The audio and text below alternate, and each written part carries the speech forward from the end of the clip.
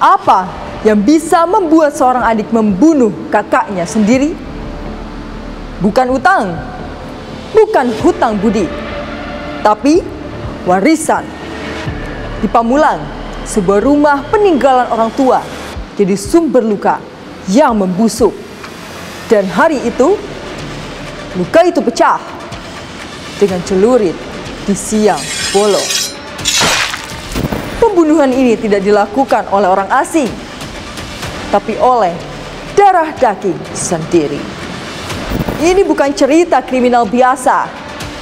Ini tentang dendam dalam keluarga, tentang harga diri yang dianggap tak bernilai.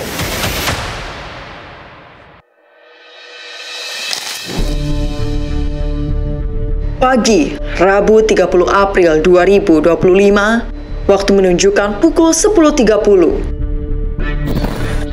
Seorang pria ditemukan terkapar bersimbah darah di depan warung kelontong Jalan Masjid Darussalam, Kelurahan Kedau, Pamulang, Tangerang Selatan. Wajahnya penuh luka, lehernya robek, warga geger. Polisi segera turun ke lokasi. Yang mengejutkan, pelakunya bukan orang asing. Tim Inafis dan Reskrim Polsek Pamulang memasang garis polisi. Dari saksi mata dan bukti di TKP, satu nama mengarah. Firdaus, adik kandung korban, Narun yang sudah berusia 65 tahun. Tak hanya kenal, mereka bersaudara. Dan inilah pembunuhan yang lahir dari hubungan darah.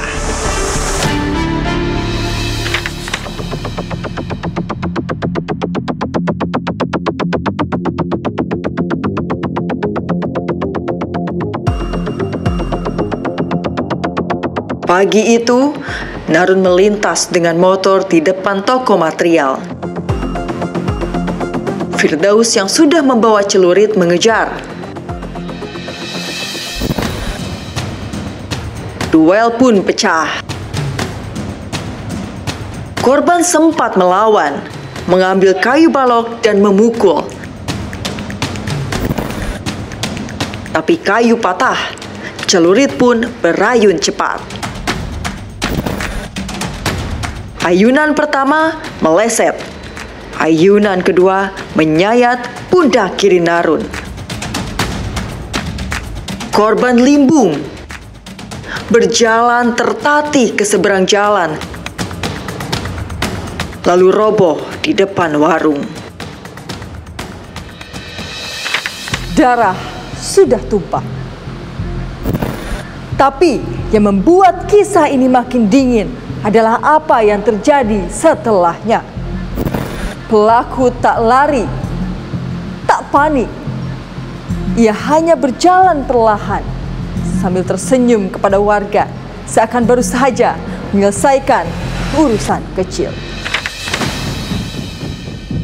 Jeffrey, warga sekitar mendengar teriakan wanita. Saat keluar rumah, ia melihat Firdaus sedang mengelap darah di senjata tajam. Awalnya dikira kecelakaan, tapi ketika mendekat, korban tergeletak dengan luka fatal. Yang lebih mengejutkan, saat Jeffrey kembali ke lokasi, ia berpapasan dengan Firdaus. Mereka sempat saling tersenyum. Firdaus lalu pergi, tanpa panik, tanpa jejak. Apa motifnya? Warisan. Rumah orang tua mereka telah digadaikan oleh korban. Tapi Firdaus tak diberi bagian. Ditambah ucapan kasar dan hinaan yang berulang dari sang kakak. Harga diri Firdaus diinjak-injak hingga berubah jadi bara dendam. Dan hari itu, dendam itu meledak dalam bentuk pembunuhan. Firdaus akhirnya ditetapkan sebagai tersangka.